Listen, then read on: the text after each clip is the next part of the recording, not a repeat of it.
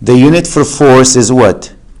Newton meter. And Newton is what? F equals MA, which is kilogram. F equals MA. Mass is kilogram. Acceleration is meter per second squared. Times R, which is meter. So you end up with unit is what? Kilogram meter squared per second squared. That's the unit for torque.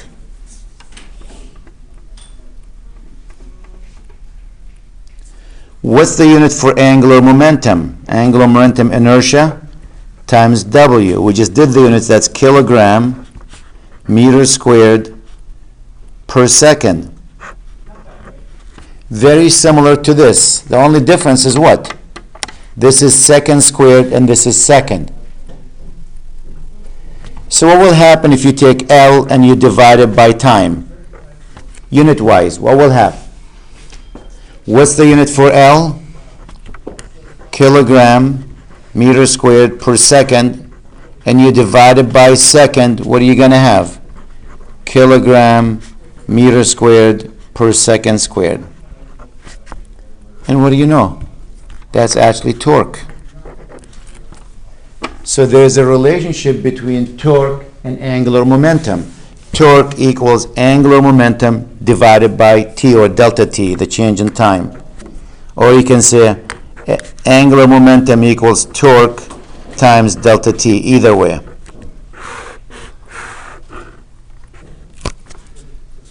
Or again, torque equals angular momentum divided by time. Now you take an ice skater who's spinning there. Do we have an ice skaters here, anyone? Ice capades, ice skaters? We can do a demonstration, put somebody on a chair and spin them actually, and have that person hold weight in their arm, hold them far away, like this one. And you spin them with some speed. You let them sit on a chair that spins. Once they bring the arm, the weight close to their body, the center of their body there, they start to spin much faster. I don't know if you can see the picture, can you? Yeah. Why do they spin much faster? Because we just changed their inertia. And if you change their inertia, they're going to spin faster. We're going to reduce that inertia. So let's look at that example and see what will happen here. This is in a classroom demonstration. A student, we're not going to use a teacher here, we're too old for the stuff. A student sits on a piano stool. That's the chair I'm sitting on, similar to this, that spins. You can spin it there. And he's holding a sizable mass. You're not going to hold like a calculator in your arm, expect to do a difference there. You'll notice the difference will be very small. But some heavy mass, maybe you're holding 10 pounds in each hand of weight. 20 pounds, that's not a bad mass. The better, the more mass that you hold, the faster you're going to spin. You'll see that. The student holds here in his arm spread wide open, just like this picture. Has the weight in them, his hands wide open. Now, what that weight does, we know what the center of mass for the person is right there. By opening your arm, your weight here, the weight of this arm actually, they're far away from that center there. So now you reduce your inertia. And when you go farther with the weight in your arm here, you have a different inertia there. So let's see what happens. The person is spinning initially at a speed of 300.74 rad per second.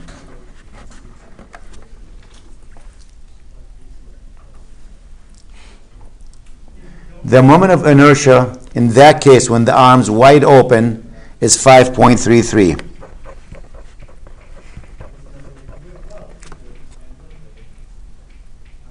While the person's spinning, they bring their arm closer. When you bring your arm closer, remember, inertia is what? mr squared. Look where that piece is, where that weight is. So the inertia for that weight is the mass of that times that distance to here squared. For this, it's going to be the mass of this times that distance squared. That's much bigger than when you bring it close. For this, it's going to be that mass times this little r. So your inertia is going to drop by a lot when you bring your arm closer. You're going to reduce your inertia. So as you bring your arm closer to your body, your inertia now is going to decrease to 1.60 kilogram meter squared. I'm going to put the unit here. And what is the student's angular acceleration? What's W?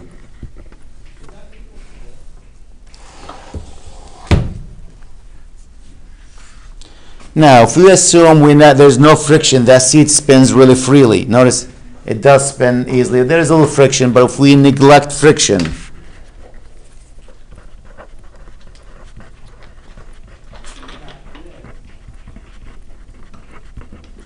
then we have conservation of angular momentum.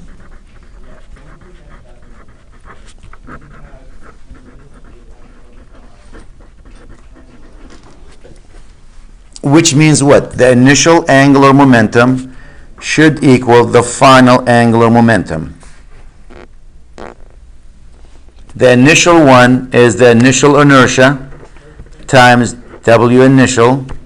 The final one is the final inertia times W final. My initial inertia is 5.33.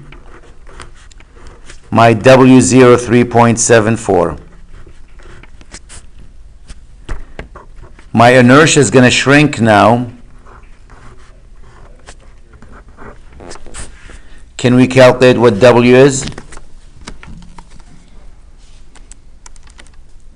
5.33 times 3.74 divided by 1.60. My inertia now, W becomes 12.4 or 12.5 actually, rad per second. Notice the speed here increased by a factor of 4 almost. 3.3 by a factor of 3.3, more than 3 times the speed. So when you're spinning there, by bringing your arm closer, you start to spin much faster, 3 times the speed. And next time you watch gymnastic, divers, when they do diving, they tuck their body close to each other. The legs and arms and everything to make the spin there. And they're spinning really fast. And right before they hit the water, they open their arms and legs. And what that does, it makes their inertia larger, which means it makes them spin slower so they can enter the water at decent speed.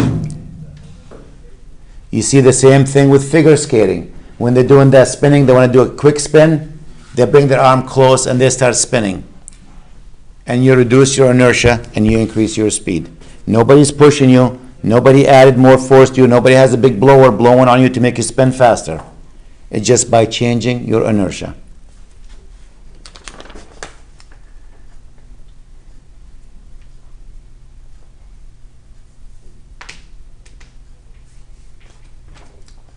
Let's try another one.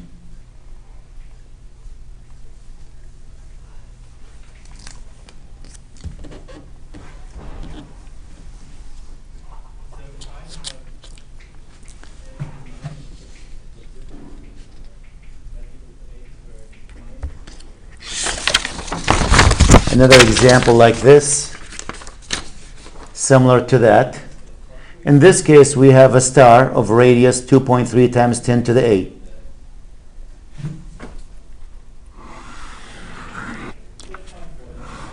Radius 2.3 times 10 to the 8.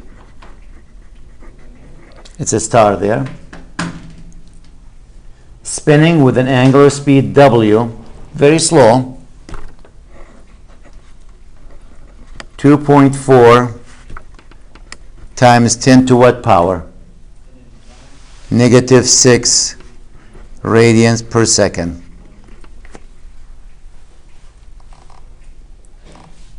If a star collapses, when they say a star collapses, that the radius shrunk. caves in. Now your radius becomes, let's say, 20 kilometers. It's going to spin much faster. Find W.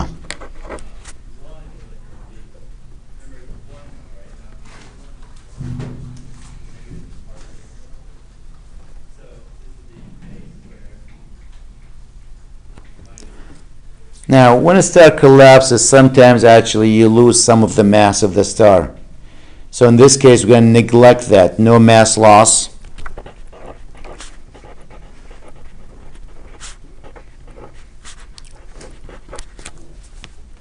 We did not lose any of the mass. That means the inertia stayed the same.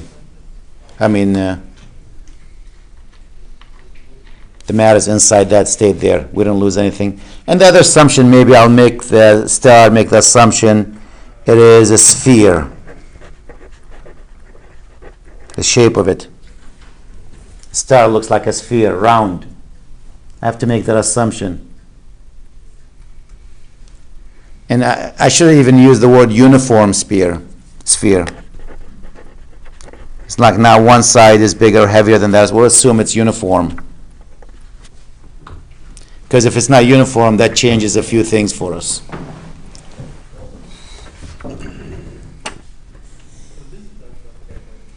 Okay. We have no outside forces in space. Nothing is pushing, nothing is spinning. We have no wind, no friction, nothing. So we have conservation of angular momentum. L initial equals L final.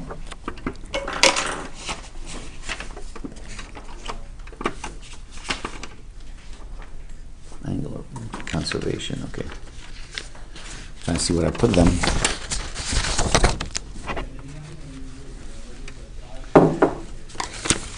L initial is what? Inertia times W initial. Final inertia times W final. What shape is the star? We said it's a sphere.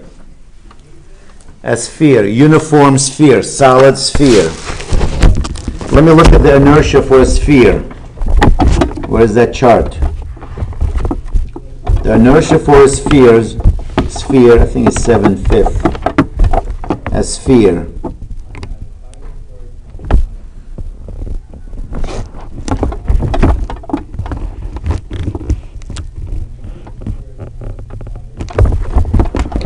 A sphere that spins around its center, it's 2/5, but if it spins around that axis, 7/5. Well, it's going to spin around its center. If it's spinning around like this, it's going away there. So it's spinning around its center there.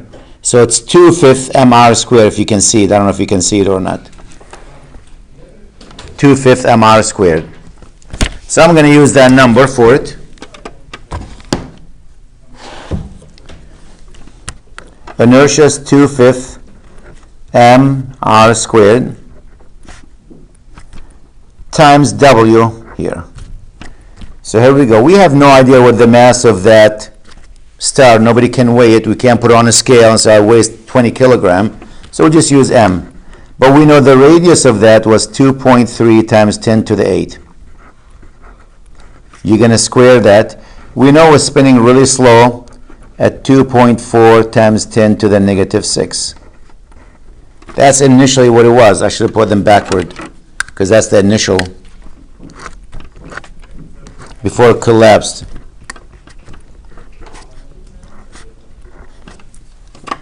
Before it collapsed. Then it collapsed. So this is what it used to be. That's what we started with. That's why it's the initial. Then it collapsed. And now let's see. Again, it's a sphere. The inertia is 2/5 mr squared times W. That'll be 2/5. The mass doesn't change, M. But now R is 20 kilometers. How many meters is that? 20,000?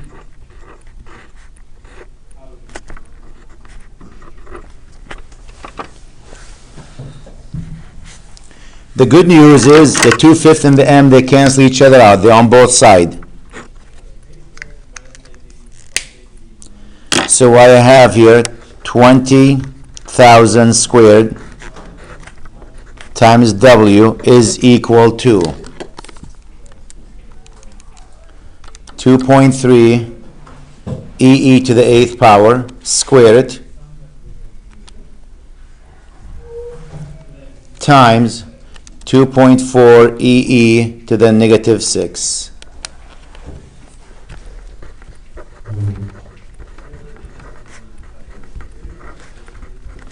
And to get W, divide that by 20,000 squared. And the speed is much bigger now. Look how fast it's spinning. Rad per second. It goes from 0.000024 rad per second to that speed.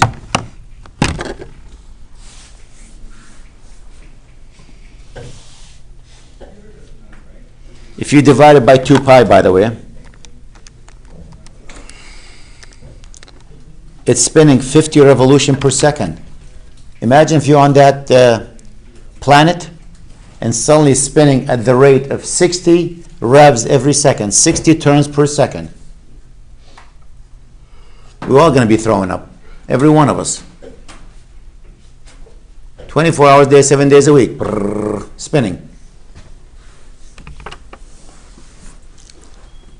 Same logic when you watch a tornado. That cone shrinks, becomes small in the bottom, just like this. Starts with this, shrinks to that. Look how fast it's spinning now.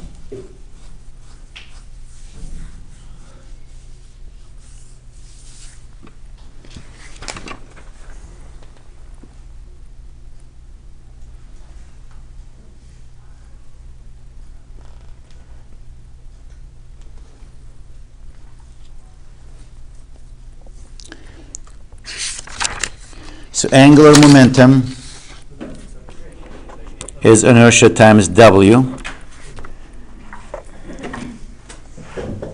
Inertia again, mr squared times W. So you can write that mr times rw. So you can write the angular momentum mr times v. Mass times r times v. I like to write that RMV, registry of motor vehicle. That's my way of remembering that. Angular momentum, RMV. I hate the registry of motor vehicle. Every time I go, I spend an hour and a half there. So I just go RMV, but it's the same thing. R times M times V. So two ways to get the angular momentum. It depends what's given to you. If you know I and W, use that. If you know R, M, and V, use that one.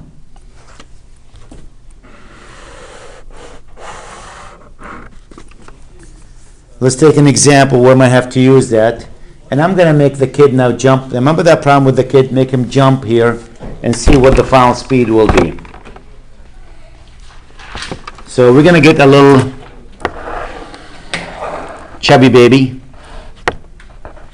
This is a 2-year-old baby that weighs 40 kilograms, 85 pounds. For 2 years old, that's a little bit heavy, you know.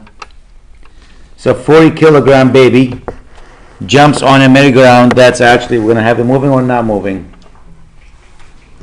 The speed, this is the mass. The velocity of that, I don't know, 2.5 meters per second. It comes at 90-degree angle and jumps on that merry-go-round, on the rim of it. That merry-go-round is not moving, so initially the angular speed was 0. Guess what will happen when he jumps on it? Would it move? Better move. Start to spin. It's free to move. He jumps and lands on it. Imagine if you just jump on this chair. If I take that chair that spins and I jump on it quickly, like I come running, I put my hand in. Oh, there we go. It's going to spin. So it's going to start to move once he jumps on it. Now that's the before, that's the initial before, and this is the after. Assuming he's sitting here now on it, on the edge of it, this is going to start to spin. Okay, let's see. The merry-go-round itself has inertia before the kid jumped on it of 512 kilogram meters squared. Now, once the kid jump on it, we're going to add to that inertia.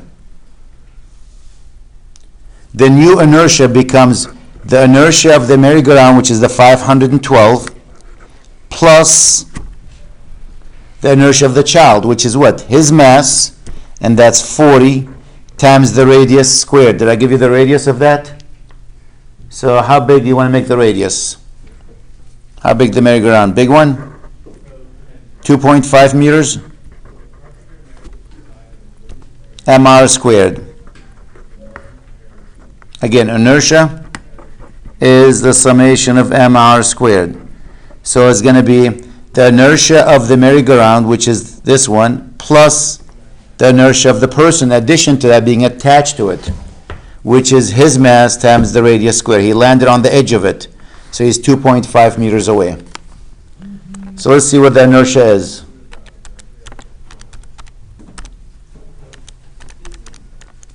So the inertia now becomes 762 kilogram meter squared.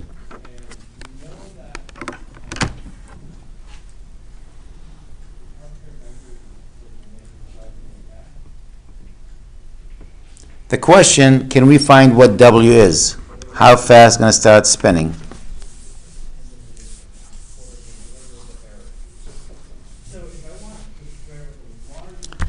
There is no outside forces, so we have conservation of angular momentum.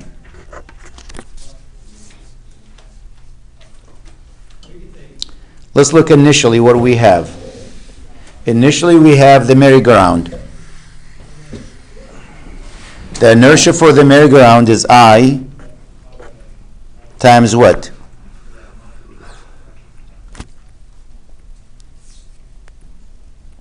What's the angular momentum? It's right here, I times W. In addition to that, we have the child running.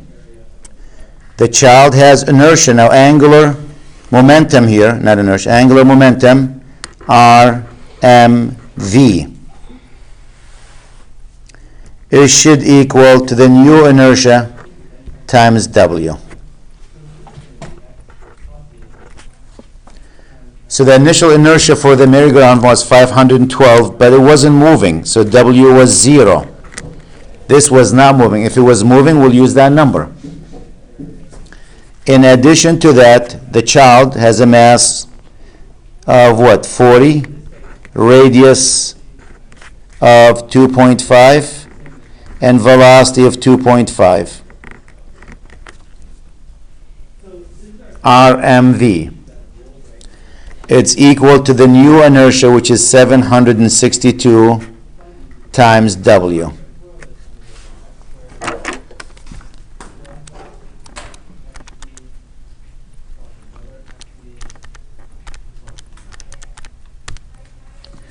$250 equals 762 times W. W equals what? 0.328 rad per second. So that merry-go-round will start to move at a speed of 0.328 radian every second.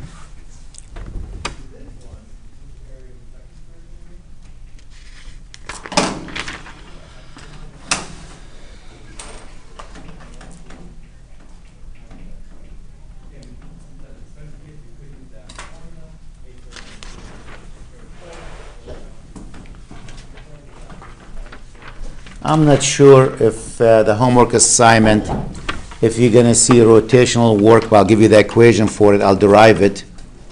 and then I'm done.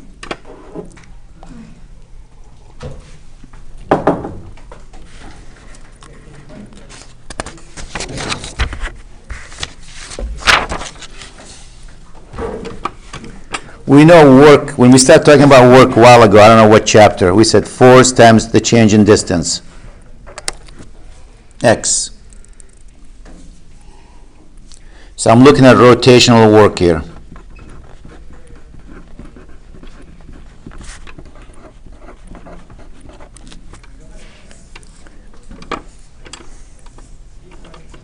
I can even do power. I don't know if you're going to see them. Don't remember. I don't think so, but I'll just put them there. If not, you can throw that information in the trash. When something is spinning, we said there's a relationship between the linear distance, I think we call it S equals R times theta. So the change in x, it's really R times delta theta. How much did theta change by times the radius? That will tell you the change in x. So that equation becomes force times R times delta theta.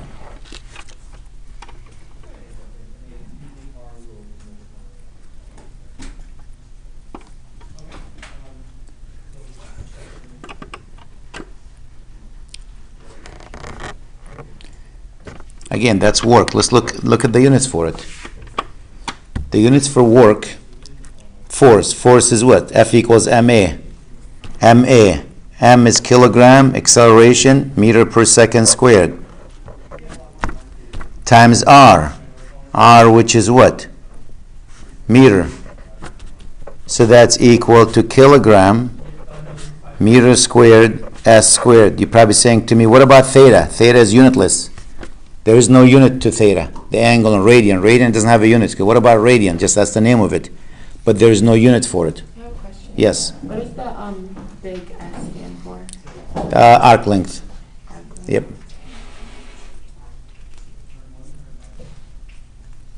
So that's the work, which is the linear distance. That's what the arc length there. Like if you have an angle like this, theta, and you have the radius r, and you want to find that distance, which is the arc length. That's what S is. Arc length. Usually in math books, in almost all math books, they use S equals R theta, which is the arc length. But that's the linear distance. If you take it, that's the rope out. You're going to stretch it. So notice the units here. Kilogram, meter squared, second squared. I think we just played with torque, with units. Where's torque here? Where'd you go, torque? Torque, we were looking at you. Where did you go? I did some units. Where's the units? Here we go. What are the units for torque? Kilogram, meter squared, second squared. Kilogram, well, it looks like the units are matching, don't they? That's the same unit. So it seems like work is equal to torque. Well, not really. Work is torque times the change of theta. Theta doesn't have any units. That's why it looks like work equals the torque, because theta is unitless. Just like work is force times distance, work is torque times change of theta. Torque is a force that creates rotation. Theta is the distance in radian. X is the distance in meters. So it's the same equation. And if you remember power, remember what power is? Power was work divided by time. So if I take torque times the change in theta and divided by time, what's theta divided by time? That's radian per second. Isn't that W? Power equals the torque times W.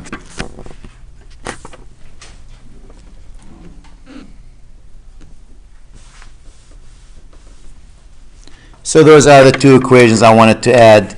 How much work is done, rotational work, That's rotational work, to calculate that.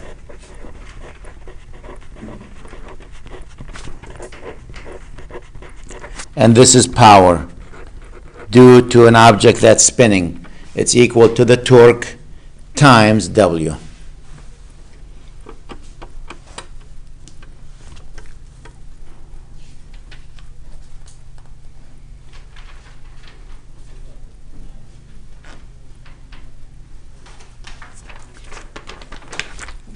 When my kids were young, we used to make ice cream. We get this machine, you put ice in the bottom, you put salt on it, you put the milk, and you start spinning, turning. I don't know if you ever had any of these machines. The reason why we put the salt in it with the ice, anyone? Makes it colder, you know? So put the ice there and you start spinning. And it takes actually a good amount of work to get it to spin. It's not really that easy. So let's look at that example here. We're going to make ice cream. Yummy. So we're going to turn. So it looks like, I don't know, picture-wise, you pour the milk inside that, you have a handle, and you're going to turn it with the handle. You're spinning that handle, sitting actually, there's ice cube right here. And you keep spinning. So the torque here, turning that arm there to make it spin, is 5.7 Newton meter.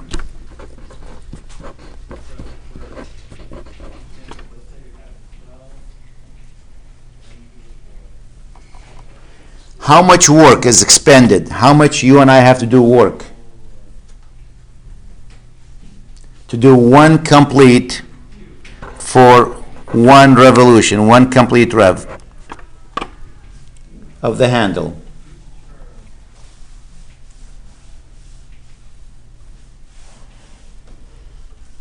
So you take it and you start turning. To do one turn, the work equals what? Torque times the change in theta. So find the work. I'm looking for that for one turn. Well, my torque for that is what? 5.7 times one turn, which is what? 2 pi radian. And that will be 5.7 times 2 pi, 35.8 joules.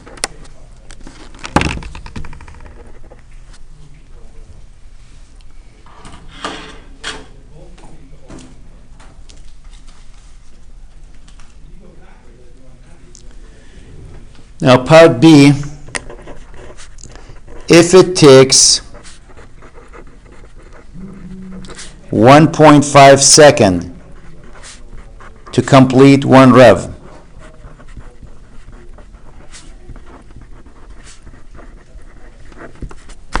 find the power.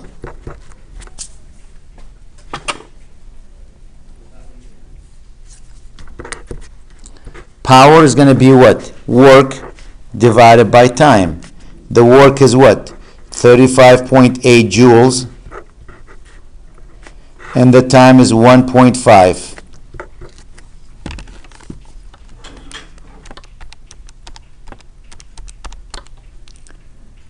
Almost 24 watts.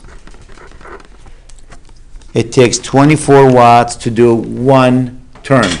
If you ever made ice cream, you sit there for about an hour turning that stupid thing, trying to mix it to get that ice cream to work. I might even still have that machine at home somewhere. My daughter used to like it, make our own ice cream. I don't know why, because you can go to Friendly, buy 2 gallons for $5, 2 half gallons. Much cheaper. And that's the end of the chapter.